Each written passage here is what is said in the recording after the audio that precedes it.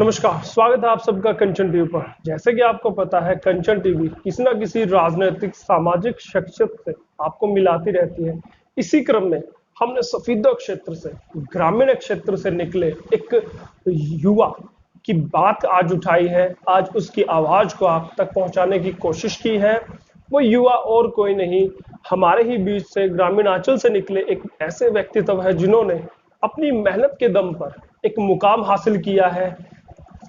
सफीदों से चंडीगढ़ का सफर उन्होंने नाप दिया है, सफीदों से लेके दिल्ली का सफर भी उन्होंने नाप दिया है। अब वो लगातार व्यस्त रहते हैं चंडीगढ़ में, दिल्ली में। क्या क्या वो करते हैं और अपने क्षेत्र के लिए क्या क्या अभी तक किया है, उन सब पे चर्चा करने के लिए आज हम पहुंचे हैं रोशन लाल राणा जी के पास। स्वागत है आपका। नमस्कार जी राणा जी, रोशन लाल राणा, कब से आपका सफर शुरू हुआ? कहा जाता है कि आपने बहुत ही निचले पायदान से शुरू किया था और आज आप चंडीगढ़ हो, दिल्ली हो, उपस्थिति दर्ज कराए हुए हैं। जानना चाहूंगा आपका सफरनामा कहाँ से शुरू हुआ?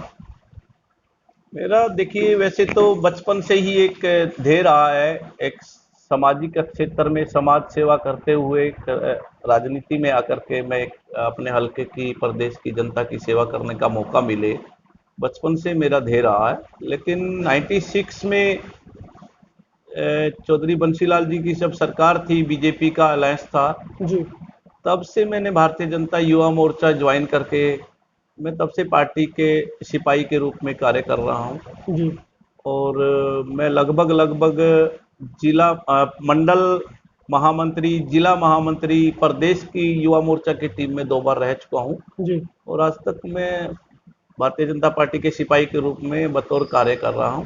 जी। कहा जाता है कि रोशन लाल राणा एक डिपो चलाते थे, गांव में राशन वितरण करते थे। वहां से लेके यहाँ तक का आपका सफर कैसे रहा? देखिए, वो तो एक पारिवारिक रोजी रोटी चलाने के लिए, जब मैंने 96 में डिपो का लाइसेंस लिया चौधरी बंसीलाल की सरकार के टाइम में, और मैंने आज तक 24 साल का वो सफ़र है। मैंने ईमानदारी से मेरे गांव में आज 5-6 डिपो मेरे पास लाइसेंस के अटैच हैं। छोटा भाई मेरा काम कर रहा है, और कभी किसी ग्रामीण की एक सिंगल भी शिकायत आज तक नहीं आई है। रोशन लाल राणा राजनीतिक शख्सियत है, सामाजिक शख्सियत है, किस तरह की शख्सियत है? देखिए, राजनेता तो मैं नहीं कह सकता अपने आप को।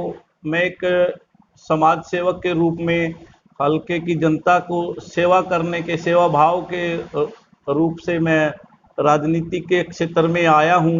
अभी राजनेता तो मैं अपने आप को नहीं कह सकता, जी, लेकिन मैं सोचता हूं अपने लेवल पे अगर सरकारी से किसी का, मेरे क्षेत्र की जनता में कोई किसी भी प्रकार का, किसी जात धर्म या कोई भी किसी भी पार्टी से संबंधित हो, मुझे उस बात से मतलब नहीं है।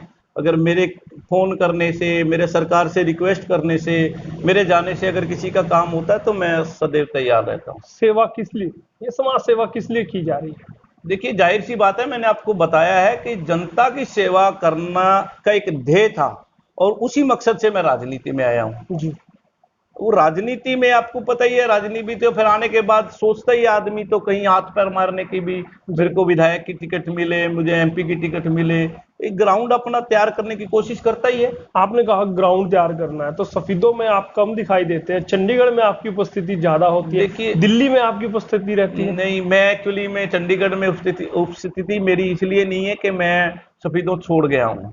जी, चंडीगढ़ का, आप कह रहे हैं कि भी चंडीगढ़ आप दिखाई दे, सफीदों में दिखाई नहीं देते। जी, मेरा कहने का मतलब है कि जो जनता के काम है, जो लोग मेरे से टच में हैं या उम्मीद करते हैं, जी, उनके काम से संबंधित मैं चंडीगढ़ दिल्ली रहता हूँ। आप कहते हैं काम आप करते हैं, कौन से ऐसे काम है जो हल्के के लिए आपने अभी तक हाल फिलहाल किए हैं?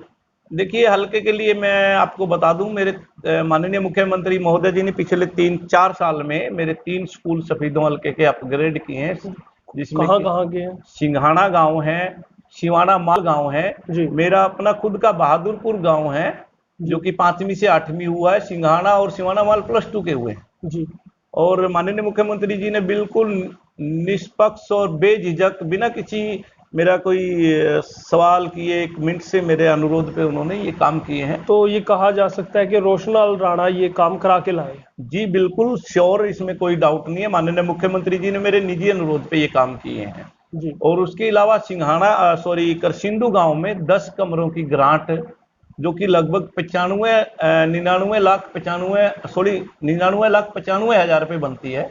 जी मेरे अपने खुद के गांव में 6 कमरों की ग्रांट 31 लाख 35 हजार माननीय मुख्यमंत्री जी ने दी है। जी और मेरे गांव में एक 6 किलोमीटर का सड़क मार्केटिंग बोर्ड का टुकड़ा जो है, जी वो माननीय मुख्यमंत्री ने वाइडिंग एंड स्ट्रेथिंग, जी उसको चौड़ा भी किया है, 6 मीटर चौड़ा करना और उसको दोबारा से बनाना, मजबूत बनाना। ये 2 करोड़ 4 लाख रुपए माननीय मुख्यमंत्री जी ने जी मेरे निजी अनुरोध पे ही जो कि टेंडर भी हो चुका है। जी और मेरे अपने गांव में जो भी अभी माननीय मुख्यमंत्री जी के ऑफिस में प्रोसेस में है, 1 करोड़ 67 लाख रुपये माननीय मुख्यमंत्री जी ने मेरे गांव के दिए हैं। जी और लगभग सफीदों हल्के के 6 गांव और प्रदेश अध्यक्ष सरपंच एसोसिएशन सुरेंद्र राणा, जो सिंघाना के सरपंच है, जी उनके अनुरोध पे मैंने माननीय मुख्यमंत्री जी से अनुरोध किया था। 10 करोड़ रुपए का ग्रांट माननीय मुख्यमंत्री जी का अंडर प्रोसेस पड़ा है, लेकिन शायद इलेक्शन की वजह से कहीं डिले हो जाए, अदरवाइज वो बिल्कुल रेडी पड़ा। राणा जी, जितने आपने कार्य गिनवाए हैं, एक विधायक गिनवाता है इतने करोड़ के मैंने वहां की, इतने करोड़ के वहां की। आप ना तो पार्टी के जिला अध्यक्ष हैं, ना आप एमएलए हैं, फिर भी आप करोड़ों के काम कैसे करा पा रहे हैं? देखिए, मैंने आपको बताया है कि ये माननीय मुख्यमंत्री जी की एक दरिया दिली है, एक मान सम्मान है काम कार्यकर्ता का। भारतीय जनता पार्टी असाधारण से साधारण करने वाली एक पार्टी है। जी आप देखिए, माननीय मुख्यमंत्री जी कल एक रोहतक के किसी गांव में उसके फादर साहब हाल चलाते थे, एक जमीन से उठ करके आज माननीय मुख्यमंत्री बने हैं। हमारे प्रदेश अध्यक्ष श्री ओम प्रकाश धनखड़ जी, शायद जितने प्रदेश के जितने भी कार्यकर्ता हैं बीजेपी के, लगभग 60% लोग उसके घर तक गए होंगे। जी और एक वो प्रोफेसर रहा है एक प्राइवेट स्कूल में, इकोनॉमिक ज्योग्राफी का लेक्चरर रहा है। जी और माननीय मोदी जी को तो सारी दुनिया का पता है, चाय बेचने वाले से आज यहाँ पहुंचे हैं। जी भारतीय जनता पार्टी एक ऐसी पार्टी है कि जो असाधारण से साधारण, साधारण से असाधारण कर सकती है। तो कहीं ना कहीं राणा तो को उम्मीद है। मैं ये आपको यही चीज समझाने की कोशिश कर रहा हूं कि माननीय मुख्यमंत्री जी ने जो एक मुझ साधारण से कार्यकर्ता को इतनी तवज्जो दी है, ये हमारे एक पार्टी का अनुशासन लगा लो, एक हमारे पार्टी की विचारधारा लगा लो।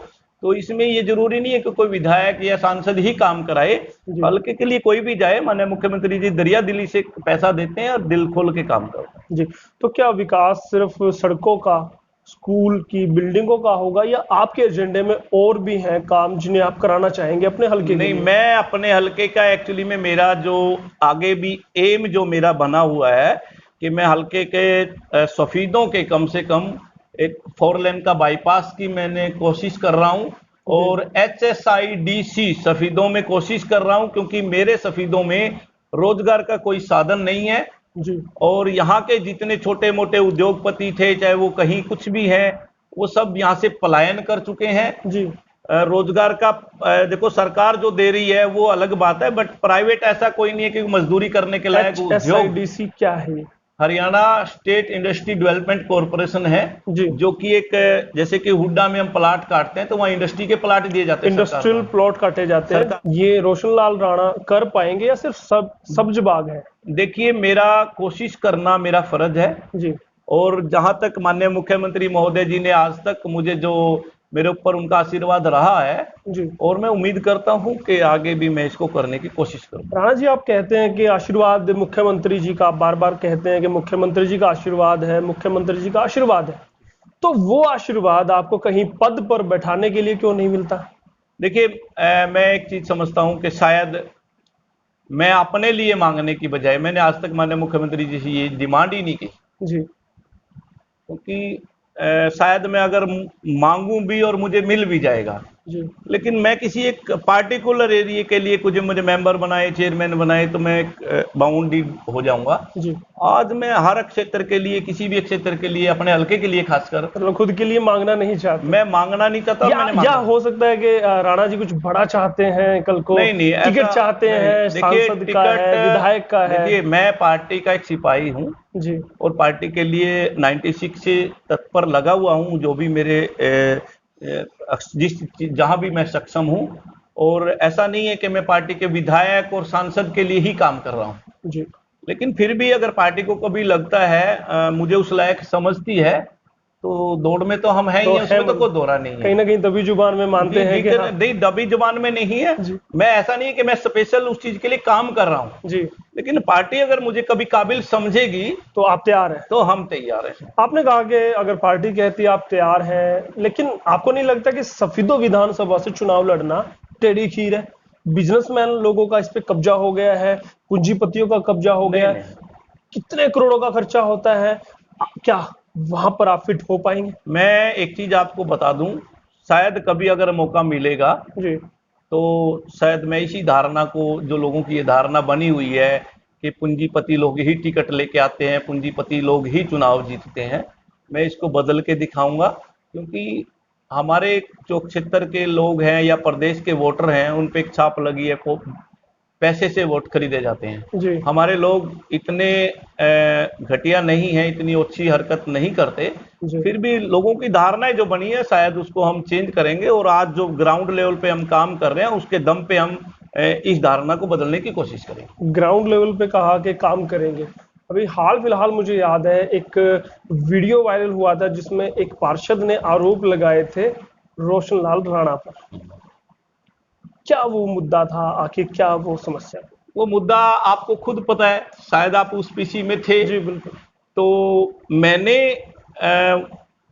उसमें लगभग लगभग शायद